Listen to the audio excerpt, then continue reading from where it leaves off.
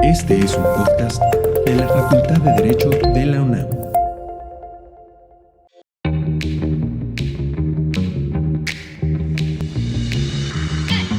En una época en que la posverdad y el algoritmo son la última palabra, te damos la bienvenida a un espacio de diálogo y tolerancia en el que la duda es el comienzo de las respuestas.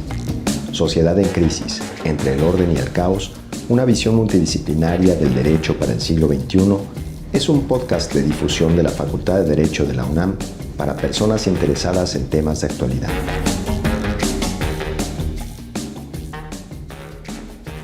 Querido auditorio, les damos la bienvenida a este podcast Sociedad en Crisis entre el orden y el caos. Agradecemos a nuestra directora, la doctora Sonia Venegas Álvarez, y a la Facultad de Derecho por este espacio. El día de hoy tenemos el gusto de compartir este foro con una invitada que no requiere mayor presentación, porque cuando el mundo escucha su nombre, sabe de quién hablamos. Ella es Marta Lamas, una académica que ha dedicado su vida a los estudios de género y las causas sociales. Una mujer que sin duda se ha convertido en el referente del feminismo en México. Y la verdad, estamos hoy muy honrados de poderla tener con nosotros en este foro.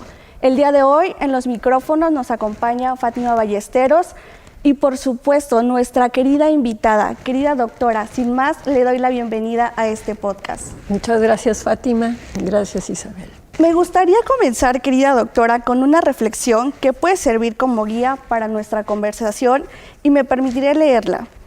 Dice así: hombres y mujeres somos distintos, hormonas distintas, órganos sexuales distintos y capacidades biológicas distintas. Las mujeres pueden dar vida y los hombres no. Por lo general, los hombres tienen más fuerza que las mujeres. La población femenina del mundo es ligeramente mayor en este momento.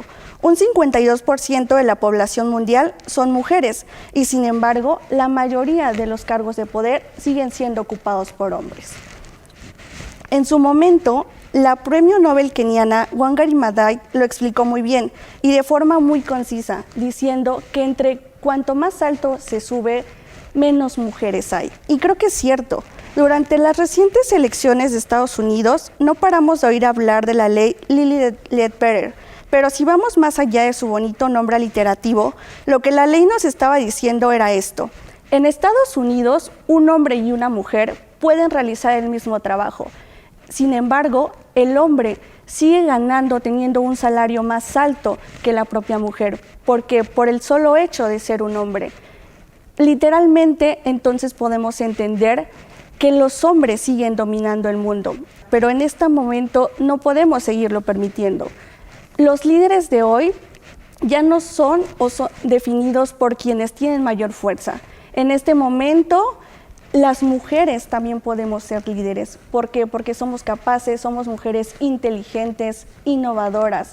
Entonces, creo que hemos evolucionado como sociedad, pero nuestros pensamientos se siguen limitando y no hemos avanzado tanto como nos gustaría en este momento. Por ello, querida doctora, bajo este supuesto y tomando como referencia las palabras de otra gran mujer, Rosario Castellanos, que señala que la introducción de la cultura es un proceso en el que la mujer se ha excluido tradicionalmente, me gustaría preguntarle, para ti, ¿los avances feministas en la cultura del siglo XXI han sido significativos para lograr verdaderamente una sociedad más igualitaria? A ver, gracias por la pregunta, Isabel. Yo agradezco también a la Facultad de Derecho y a su directora estar en este podcast. Yo creo que México es un caso excepcional.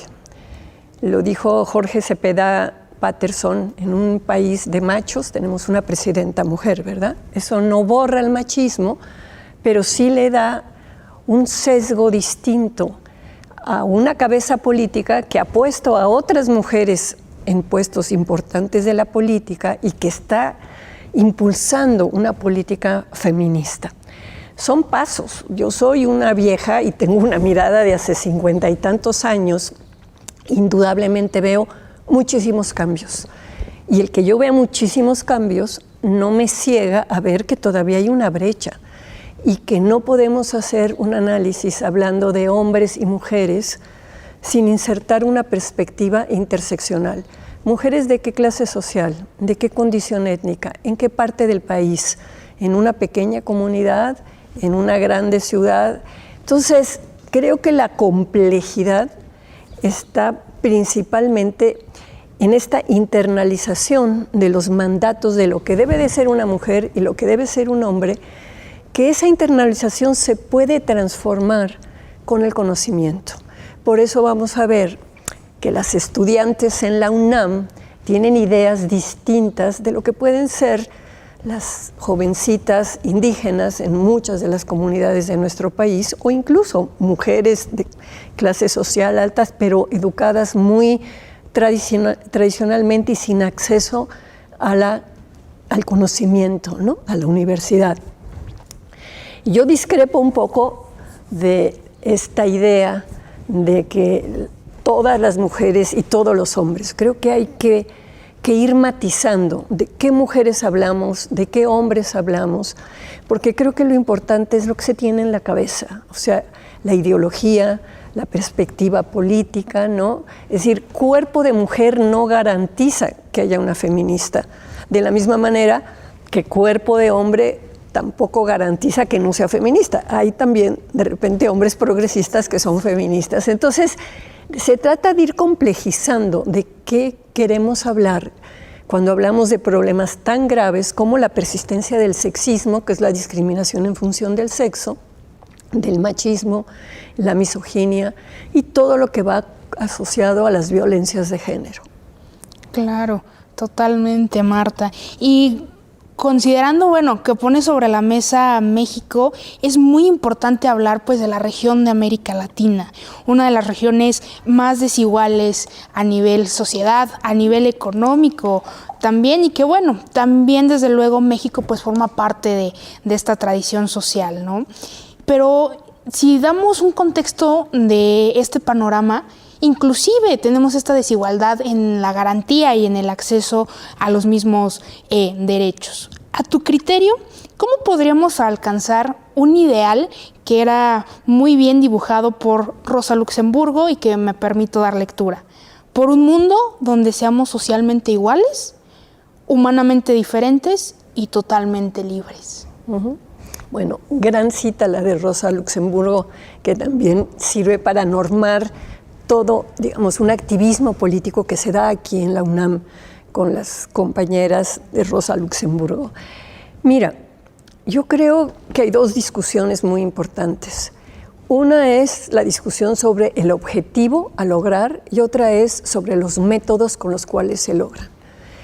El objetivo a lograr yo creo que es una verdadera democracia radical, radical en sentido que vaya a la raíz, en donde realmente sí seamos las personas reconociendo, digamos, el sentido político que queremos dar a nuestra nación.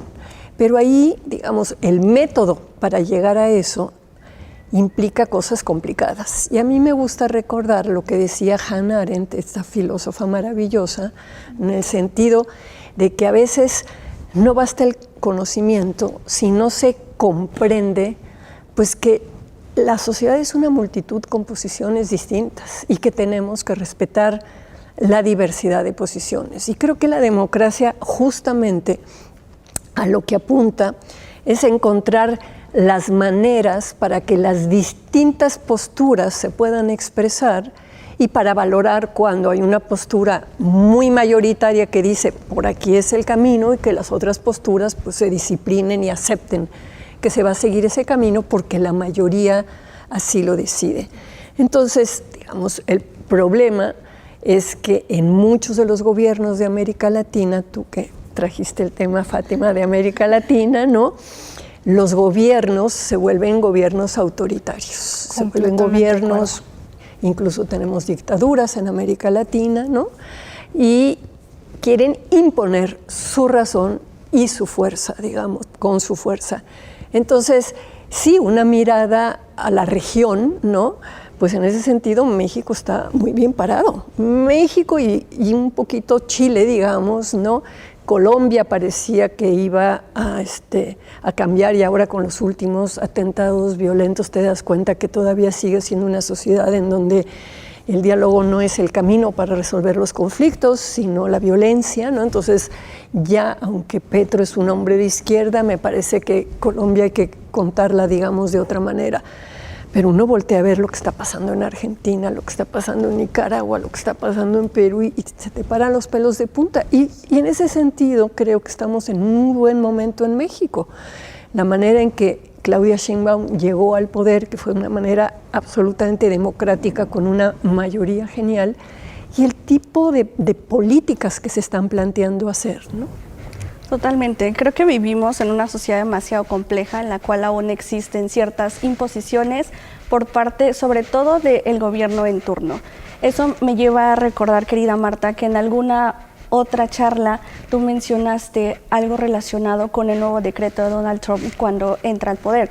Algo que sin duda es controversial, pero nos gustaría saber tu opinión al respecto. ¿Por qué siguen tan interesados los poderes fácticos en este momento para imponer ciertas cosas o ciertos estereotipos que deberíamos ya dejar atrás? Claro, hay una cosa que tiene que ver con la ideología y con las creencias. Y desde hace rato, digamos, los grupos muy conservadores tienen mucho miedo al cambio del lugar de las mujeres en la sociedad. Empezó con el Vaticano, que en 1995, cuando fue la 4ª conferencia de la mujer en Beijing, le pidió a Naciones Unidas que quitara el término género de los documentos de la conferencia.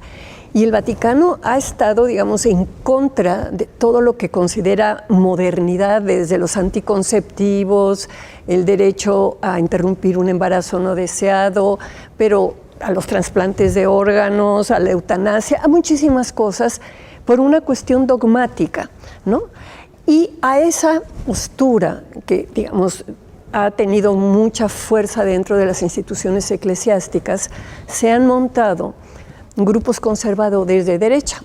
Hay una politóloga estadounidense que se llama Wendy Brown, que habla de que al neoliberalismo, como una corriente económica, se le ha juntado un neoconservadurismo, y entonces tenemos que desde el año más o menos 2012 hay un conjunto de cabezas políticas apoyadas por grandes jerarcas eclesiásticos que lo que quieren es restaurar el orden natural. Y para ellos el orden natural son los principios cristianos dogmáticos de una familia tradicional, horror a la homosexualidad y al matrimonio igualitario, un lugar para las mujeres de ten todos los hijos que Dios te mande, etcétera, etcétera, etcétera. Entonces, el dilema, digamos, es que son personajes que tienen mucho poder político y económico. Y ahí vas a encontrar a un Putin en Rusia, a un Orbán en Hungría, a un Trump en Estados Unidos, que no están solos, que hay atrás de ellos, atrás de Trump está la Fundación Heritage, ¿no?, que se propuso este cambio del sistema político en el 2025 y lo logra.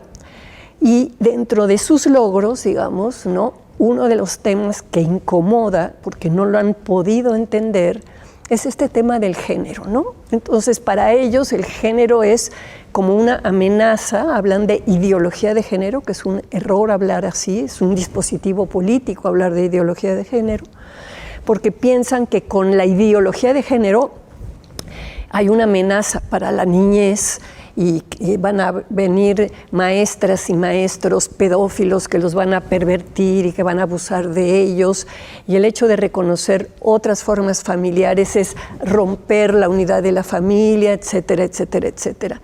Y por eso Trump, en el primer día de su mandato como presidente, el 20 de enero, una de las cosas que hizo, que es un absurdo, pero lo hizo, hace muchos absurdos y muchas barbaridades, ¿no?, fue decir que en todos los documentos del gobierno se iba a borrar la palabra gender, género, ¿no?, para que solo hubiera sexo.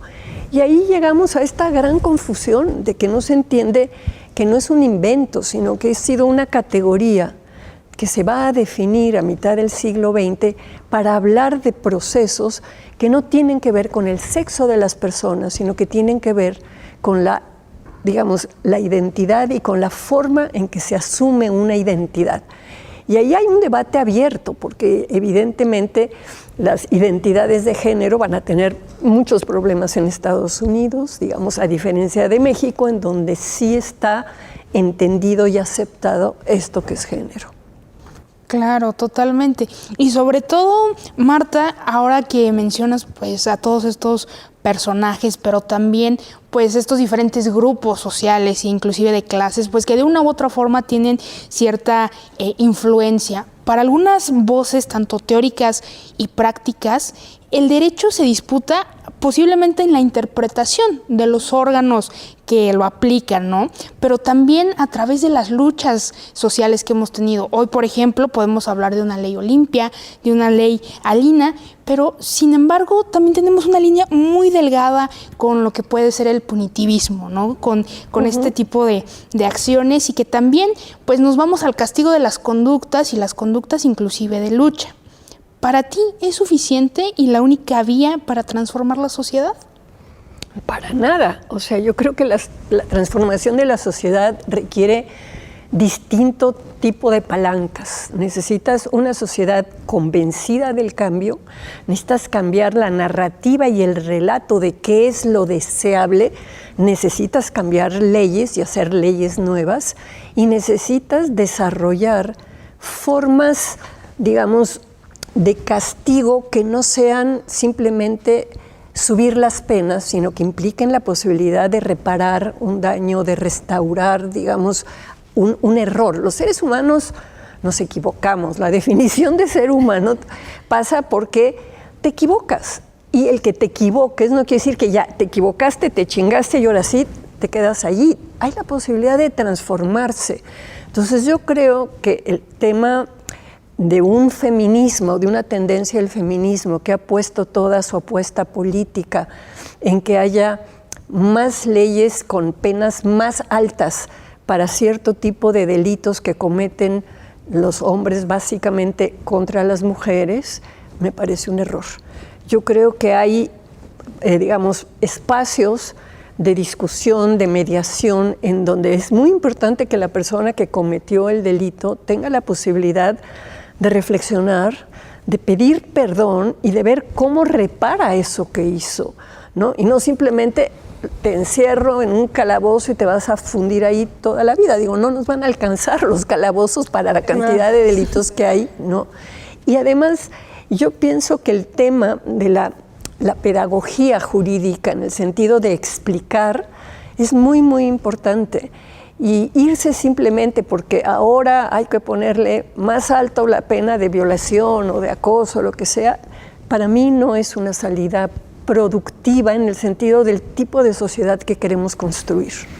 Totalmente de acuerdo. Y retomando un poco lo que hablaban hace rato respecto de lo negativo que se está volviendo a hablar de ideología de género, porque al final vivimos en una sociedad que implica diversos contextos, a diversas personas. Entonces, ¿cuáles serían verdaderamente los feminismos que podemos en este momento quedarnos, utilizar y seguir luchando desde nuestra trinchera en un tiempo donde existe una polarización respecto de demasiados temas y que sin duda existen vías, existen caminos, pero se está malinterpretando lo que en su momento tomamos como esa lucha feminista desde hace muchísimo tiempo? Porque como tú bien lo decías, hay algo que se está de alguna manera poniendo sobre la mesa y diciendo, a ver, eso nos lleva a una ideología de género, algo totalmente antinatural, algo totalmente malo, que en este momento, si tú estás del otro lado, entonces eres algo que le hace mal a esta sociedad. Sí, yo creo que hay varias tendencias del feminismo, pero hay, digamos, un feminismo crítico, ¿no? Un feminismo que le interesa el tema del conocimiento y que le interesa entender la complejidad de los seres humanos. Los seres humanos somos seres biopsicosociales, tenemos un cuerpito, tenemos una mente, pero también tenemos un inconsciente. Y en ese sentido, la psicopolítica, la que da cuenta también de las emociones y da cuenta también de cómo muchas veces las respuestas humanas pueden parecer irracionales porque vienen desde el inconsciente y traen una racionalidad, digamos, muy individual, ¿no? Tomar eso en consideración para hacer intervenciones, ¿no? Y luego entender que hay muchas maneras de intervenir como feminista, es decir, no todo el feminismo tiene que ser el activismo de la calle, no todo el feminismo tiene que ser el activismo académico, ¿no? Nos tenemos que ir repartiendo, hay muchos desafíos que tenemos que resolver, pero pensando en que estamos en la UNAM y en la Facultad de Derecho, digamos, creo que las abogadas feministas y los abogados feministas, que espero que cada vez haya más abogados feministas, ¿no? Sí tienen que tener una mirada muy crítica con respecto a cómo va a ser la norma, cómo hay normas que tienen que cambiar en el momento en que cambia la cultura, cuáles van a ser los esquemas de valoración y cómo el hecho, digamos, de lo que ya hemos avanzado en términos de debido proceso, de reconocimiento de ciertas, digamos, protocolos, ¿no? de investigación frente a casos súper complicados, en donde de repente es la palabra de una mujer contra la palabra de un hombre, y ahí, ¿cómo le haces para ser justo, ¿no? Entonces, en el campo del derecho y en el campo de la jurisprudencia, yo pienso que hay un desafío enorme de retomar, digamos, un pensamiento crítico del feminismo que no es esencialista, o sea, no dice todas las mujeres son víctimas, todos los hombres son victimarios, ¿no? Las buenas y los malos, no, por favor, ¿no? O sea, no McKinnon, por favor. O sea. Totalmente. Pero, querida Marta, en ese sentido, tú bien lo dijiste, estamos en la Facultad de Derecho, sin embargo, nos gustaría saber, desde tu perspectiva, ¿qué nos diría la Marta antropóloga, la Marta que ha recorrido todo un camino para llegar hasta aquí, que ha vivido miles de experiencias y que conoce mejor que nosotras en este momento cómo ha sido la lucha, cuáles son los problemas que hemos enfrentado y que aún nos falta por afrontar? Claro, yo creo que uno de los problemas más graves son los prejuicios, ¿no? Los juicios previos que se arman por los estereotipos.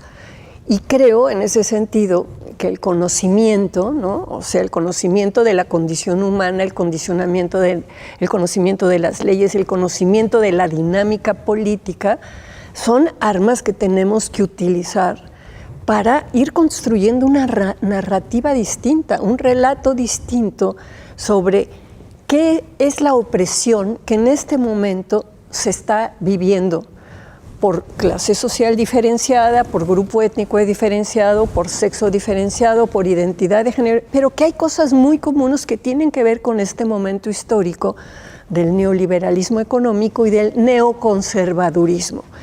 Y entonces, en la medida en que tú te puedes ubicar y decir, a ver, ¿quién soy yo? ¿De qué clase social soy? ¿Cuántos años tengo? ¿De dónde vengo?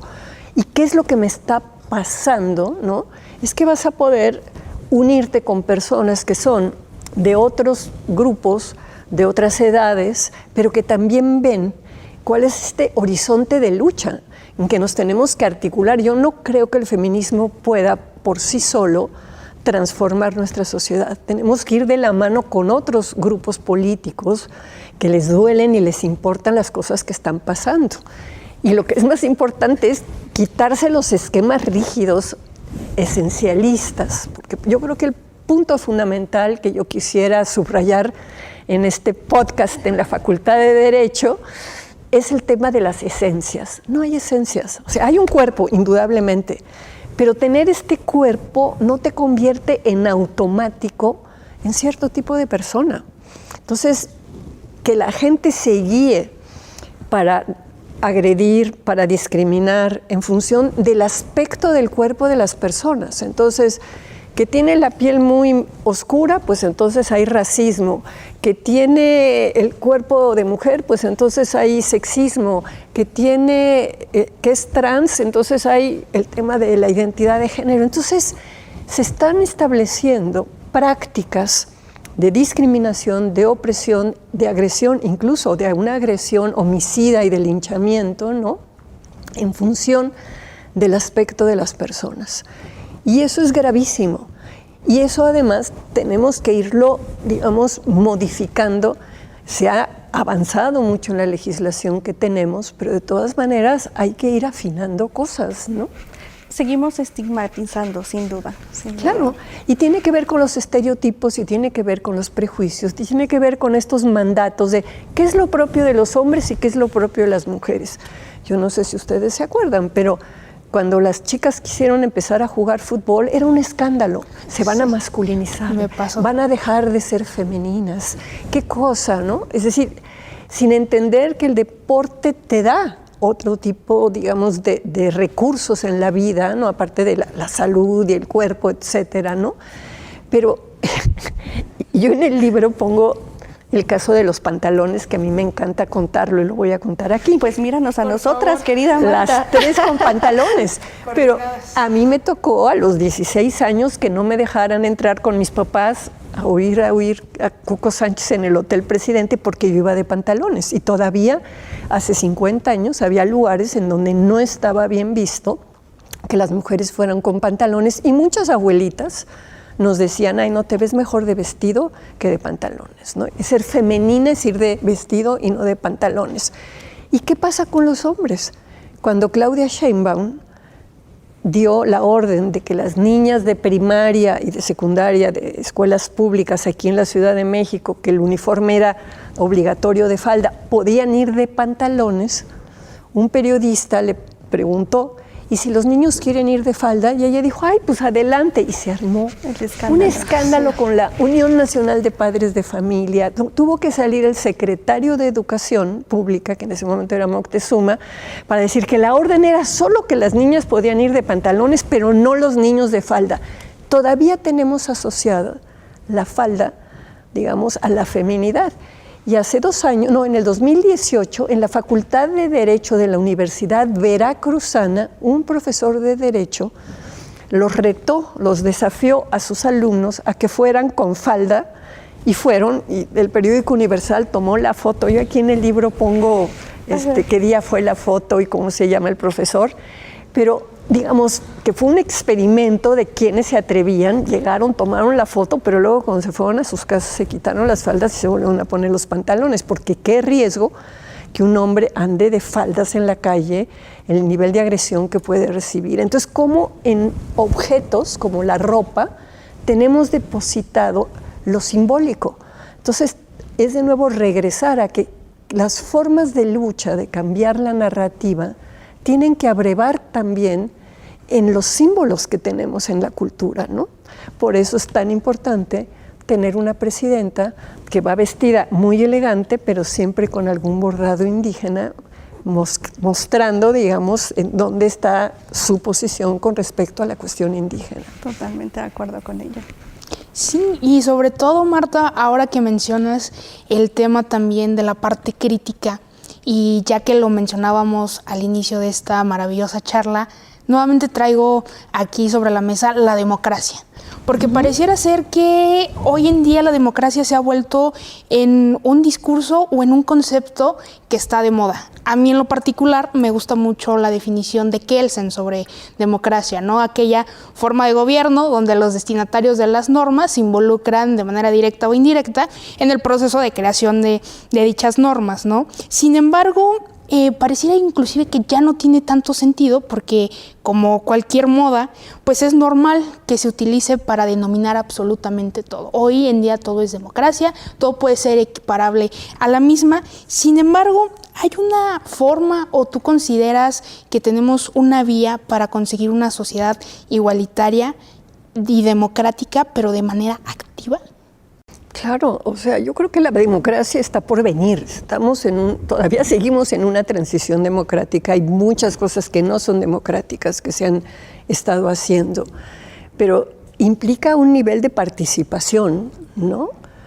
Que es una participación activa, como dices tú, Fátima, ¿no? No solamente es ir a votar un día, ¿no? Es verdaderamente ocuparte de los problemas que te atañen de manera colectiva, y eso es lo más difícil en los sindicatos, en las escuelas, en las colonias, ¿no? Poder tener una deliberación, ¿no? Y en donde se pueda ver lo positivo, lo negativo de alguna propuesta, buscar otro tipo de propuestas y llegar. Ahora, siempre va a haber gente que piense distinto y siempre va a haber, digamos, esta posibilidad de que haya mayorías y minorías y que las minorías acepten la decisión de la mayoría y que la mayoría, cuando a su vez pueda ser cambiada porque esa minoría creció y ya esa mayoría se volvió minoría, ¿no? O porque la votaron de otra manera, ¿no? Entonces sí, tiene que ver en parte con reglas, pero creo que con una cosa que tiene que ver con la subjetividad, con una disposición a entender que nadie tiene la verdad, no hay una verdad pura y absoluta, que los seres humanos nos tenemos que dotar de ciertos principios y reglas que tenemos que respetar y que podemos transformar si hay procesos para que sean transformados, ¿no?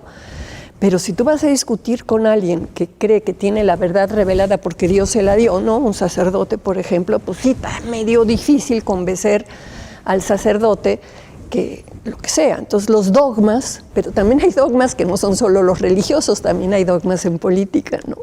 Sí, hay de todo en este mundo, pero sin duda los dogmas religiosos de alguna manera han impactado mucho más en el siglo XXI dentro de nuestro contexto, dentro de la propia universidad, porque al final es algo que no podemos dejar de lado, no podemos omitir el hecho de que más de la mitad de la población es católica, entonces siguen influyendo esos dogmas dentro de los estándares o las posibles estigmas o ideologías que pudiesen darse en algún futuro, ¿no lo crees? Mira, la época en que empezamos a luchar por la despenalización del aborto y por que se volviera un servicio gratuito en los hospitales públicos, nos decían pues que el 80 y tantos % de la población era católica y las mujeres católicas abortan.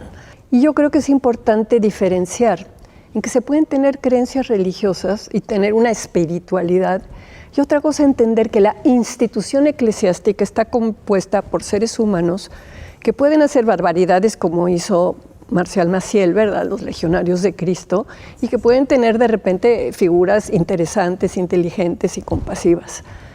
Entonces, en distinguir la institución iglesia del sentimiento religioso es muy importante. Entonces, no dudo que en el sincretismo mexicano extraño con el guadalupanismo que hay, mucha gente sienta eso, que es guadalupana y que es religiosa, pero su práctica de vida puede llevar a estas mismas mujeres guadalupanas a abortar en el momento en que ya no quieran proseguir un embarazo.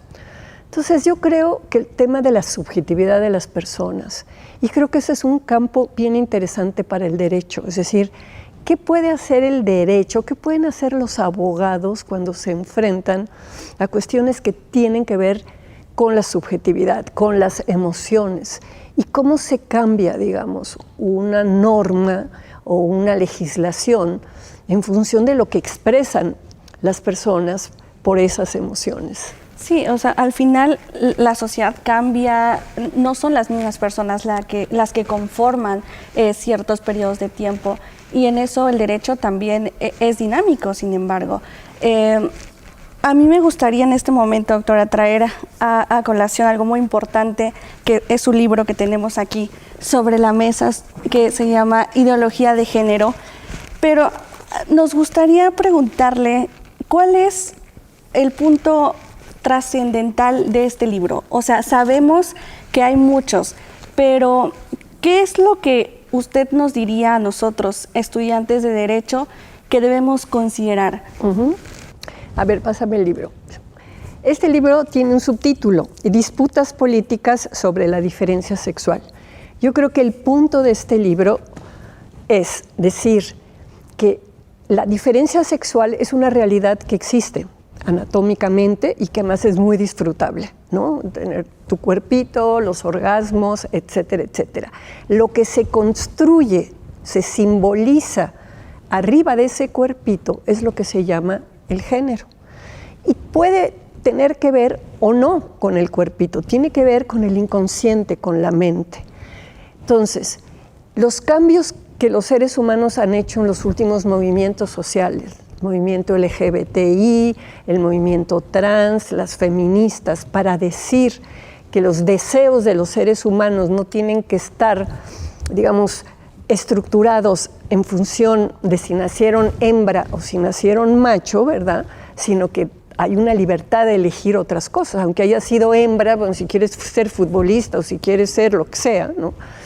Entonces, ese proceso tan importante que han dado los movimientos sociales, en este momento los grupos ultraconservadores lo han girado y han utilizado un dispositivo político que se llama ideología de género para asustar, para amenazar con que con eso va a venir así un cataclismo horrible de la civilización y que hay que restaurar el orden natural. Entonces yo aquí voy a poner varios ejemplos sobre las disputas que hay en torno a la diferencia sexual y al género y hacer un esfuerzo para que se entienda que una cosa es sexo y otra cosa es género, aunque Trump diga que no y lo quiera borrar. No le hagamos mucho caso a Trump en muchas cosas y menos en esta.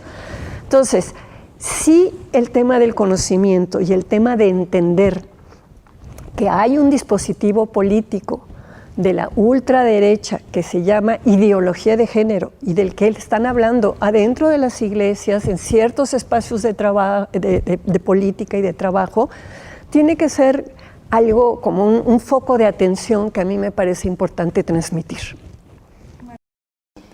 Increíble, Marta, todo lo que nos estás comentando y sobre todo algo tan importante, pues que es precisamente nuestros dispositivos políticos. Y para ir finalizando, justamente yo traigo también sobre la mesa una reflexión que he venido construyendo a lo largo inclusive de la carrera en Derecho, y es que la democracia y las instituciones, desde mi perspectiva, no son las que fallan. Y retomo un punto que tú mencionabas. Lo que falla son las personas. Claro, los seres humanos somos un desastre, somos de una complejidad impresionante y nos dejamos llevar por nuestras emociones, muchas veces más que por una reflexión, ¿no? Con sustento, además con sustento en el conocimiento. Entonces, digamos, la democracia tiene todavía que afinar muchos procedimientos, ¿no? Porque es bien difícil hacer las cosas muy masivas o muy colectivas para que se exprese esa multitud y ese pluralismo que hay, ¿no? Y tenemos que luchar porque nuestro gobierno reconozca el pluralismo que existe en la sociedad, la pluralidad de posiciones políticas y que permita el juego, el que permita que haya mayorías, minorías, gente en la oposición. La oposición no es todo lo malo, la oposición tiene de repente cosas interesantes y buenas que proponer. Entonces, creo que la tolerancia, que también es uno de los valores que impulsaba Hannah Arendt, es muy importante, ¿no? Ser tolerante con la gente distinta. Yo, evidentemente, que no comparto muchas de las posiciones de las feministas muy conservadoras, antigénero, digamos, ¿no? Pero trato de ser tolerante y trato de dialogar, digamos. Muchas no quieren hablar conmigo, bueno, y es problema de ellas, no es problema mío, ¿no? Claro. Totalmente. Y con esto, ¿qué mensaje le darías a las y los estudiantes de Derecho, especialmente de nuestra facultad? Bueno, yo creo que mi mensaje es conocimiento y debate. O sea, hay que hacer grupos de estudio, agarrar un texto, leerlo y luego discutirlo.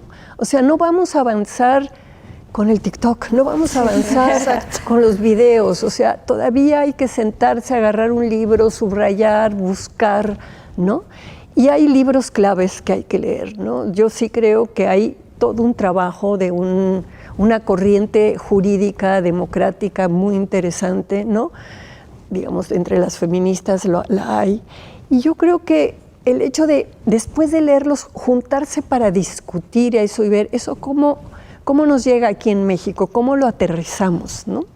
Concuerdo totalmente con tu postura, querida Marta, porque al final nos hace falta eso, el conocimiento. Sin duda es el mejor regalo que nosotros y toda la humanidad puede tener.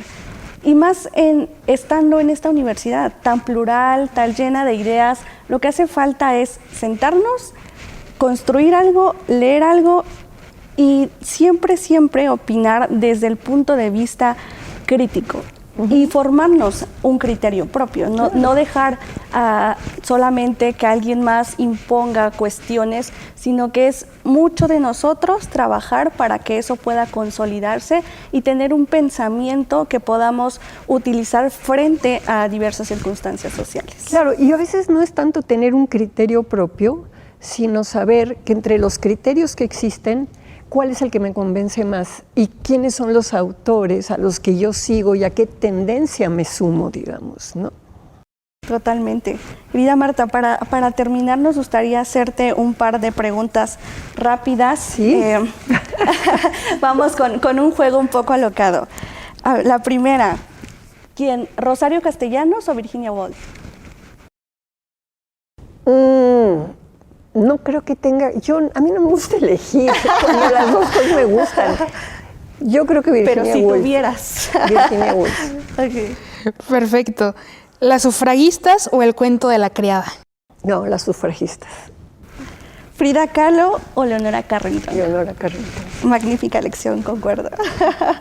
¿Feminismo descolonial o postfeminismo? No, feminismo crítico. Ninguna de las dos me gusta. Me encanta, una opción que no teníamos. Totalmente. ¿Gatos, perros o plantas? No, gatos, 1000 veces gatos. Adoras a los gatos. Gatos. ¿Quieren ver al gato más guapo de México? A ver, Bueno, claro que lo queremos ver. Bueno, más tarde les lo paso veremos. Estupendo. Querida Marta, pues no nos queda más que agradecerte por brindarnos un poco de tu tiempo, por acompañarnos en este magnífico podcast. Nuevamente, muchísimas gracias por estar el día de hoy aquí con nosotros. Y yo agradezco a la Facultad de Derecho y a Roberto que me haya dado la posibilidad de ver a las jóvenes feministas de Derecho en acción. Es que la verdad es que hay que hacer un reconocimiento en público para todo el equipo que está detrás, al maestro Roberto Cabrera, al doctor Germán Sandoval, a Mariano Vázquez, a Claudia y por supuesto a Aidan. Muchísimas gracias a todos, porque sin ellos y por supuesto con la magia de nuestro camarógrafo estrella Raúl, esto no sería posible. Entonces, muchísimas gracias, Marta. Sabes que eres bienvenida a la Facultad de Derecho. Este es tu espacio y de verdad nos honra poder decir que en la universidad tenemos a gente tan capaz, tan preparada y que sin duda te has convertido en un estandarte de la lucha feminista, que eres un modelo a seguir para todas nosotras. No en todo, ¿eh? Hay cosas de mi vida que mejor no repitan mis errores. No, y especialmente, Marta, por también ser una inspiración. Yo también coincido que para poder lograr también los cambios, no solamente tenemos que ser un ejemplo a seguir, sino que también tenemos que inspirar a través de nuestras acciones. Y desde tu conocimiento, desde tu expertise y sobre todo también desde esta gran rama y esta lucha inclusive, pues bueno, hoy tenerte en la Facultad de Derecho no solamente es un honor, sino que también nos dejas un gran trabajo por hacer por delante, para nuestra facultad, para nuestra universidad y lo que ya hemos dicho, por la democracia también, desde luego. Bueno, pues lean este libro si les interesa profundizar en lo que he dicho el día de hoy. Claro, por supuesto que lo tomaremos en cuenta, querida Marta.